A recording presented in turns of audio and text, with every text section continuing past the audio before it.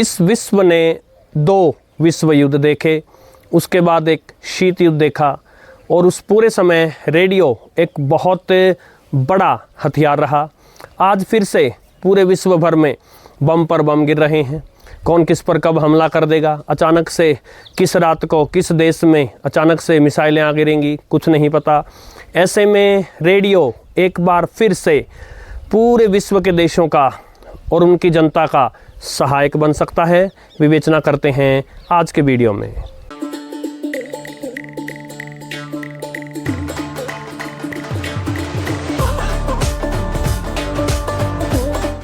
साथियों नमस्कार, स्वागत है आपके इस चहेते रेडियो चैनल पर। साथियों, वर्षों तक ये विश्व जो है ये एक यूनिपोलर वर्ल्ड रहा।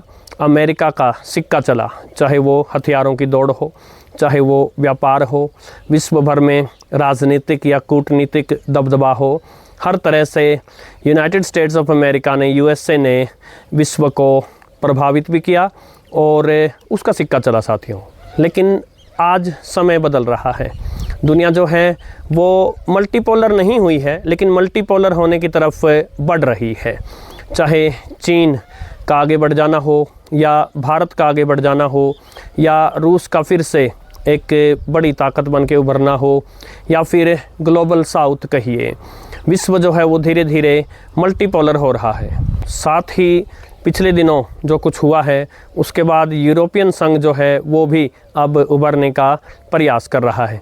ऐसे में साथियों, रेडियो ने उस समय, खासकर जब शीत युद्ध चल रहा था, एक तरफ अमेरिका और उसके साथी देश थे और दूसरी तरफ सोवियत संघ और उसके साथी देश थे, तो ऐसे में अपने विचार फैलाने के लिए, प्रोपेगेंडा फैलाने के लिए रेडियो का, और रेडियो के भी शॉर्टवेव बैंड का अत्यधिक प्रयोग किया गया।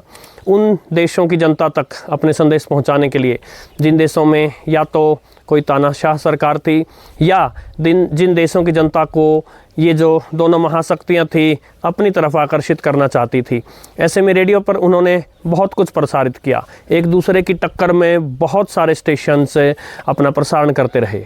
शीत युद्ध के बाद सोवियत संघ का पतन हुआ और उसके बाद अमेरिका एक बड़ी शक्ति बनकर उभरा। ऐसे समय में धीरे धीरे इंटरनेट और फिर मोबाइल फ़ोन, इन सब के आ जाने के कारण रेडियो कहीं दब गया।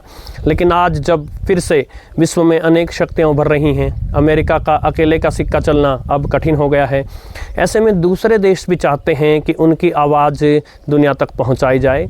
वे क्या सोचते हैं, उनके विचारों को न केवल दूसरे देश अपितु अमेरिका इत्यादि बड़ी शक्तियों, वहाँ की जनता भी उनकी बात सुने, उनके पॉइंट ऑफ व्यू को समझे। डॉलर का प्रभाव तोड़ने का प्रयास भी हो रहा है, विश्व डी डॉलराइजेशन की तरफ भी बढ़ रहा है। तो ऐसे में रेडियो एक बार फिर से उभर सकता है। जहां अत्यधिक तकनीकी विकास ने रेडियो को कहीं पीछे कर दिया था, वहीं अब ऐसी परिस्थितियां बन रही हैं साथियों, जो एक बार फिर से रेडियो को उभरने में सहायता कर सकती हैं। अब देखिए, अचानक से हमले हो जाते हैं, अचानक से मिसाइलें आ जाती हैं, पूरा कम्युनिकेशन नेटवर्क ठप पड़ जाता है, इंटरनेट ठप पड़ जाता है।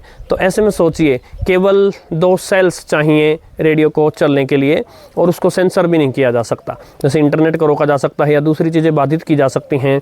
शॉर्टवेव के थ्रू प्राकृतिक रूप से जो तरंगे हैं वो आयनोस्फीयर से टकरा कर आती हैं।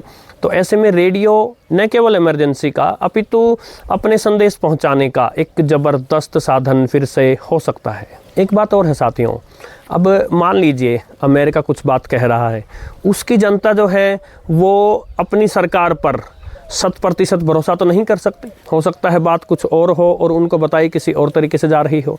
तो ऐसे में यदि दूसरे देशों के शॉर्टवेव प्रसारण है तो वहाँ की जनता उनके ऑफिशियल स्टैंड को शॉर्टवेव पर सुन सकती है और उनको पता चल सकता है कि हमारी सरकार क्या कर रही है, क्या बता रही है, क्या दिखा रही है और वास्तविकता कहाँ है। ये एक उदाहरण है जो अमेरिका ही नहीं हर देश पर लागू होता है। एक बात और है साथियों, मैंने अनेक वीडियोस बनाए DRM पर, जो डिजिटल रेडियो है उस पर, चाहे वो DAB रहा हो या HD रहा हो। तो DRM आदि जो डिजिटल रेडियो हैं, ये तकनीक काफ़ी लेट आई, तब तक रेडियो का पतन हो चुका था। तो क्योंकि तकनीक प्रसिद्ध नहीं हुई इसलिए सस्ती नहीं हुई। तो यही वो समय है कि यदि रेडियो थोड़ी सी भी प्रसिद्धि अपनी प्राप्त कर लेता है तो डिजिटल रेडियो को उठने के लिए भी जो है एक स्कोप मिलेगा। और फिर देखिए ना साथियों, हमले केवल मिसाइलों से नहीं हो रहे, साइबर अटैक एक वास्तविकता है। ऐसे में जैसे मैंने एक पिछले वीडियो में बताया था, एक देश में साइबर अटैक हुआ और उसके बाद जो है रेडियो, खासकर जो लोकल एफएम स्टेशन थे उनके, वो उनकी जनता तक संदेश पहुंचाने का सरकार के लिए सबसे कारगर उपाय साबित हुए। क्या विश्व रेडियो का महत्व बिल्कुल नहीं समझ रहा?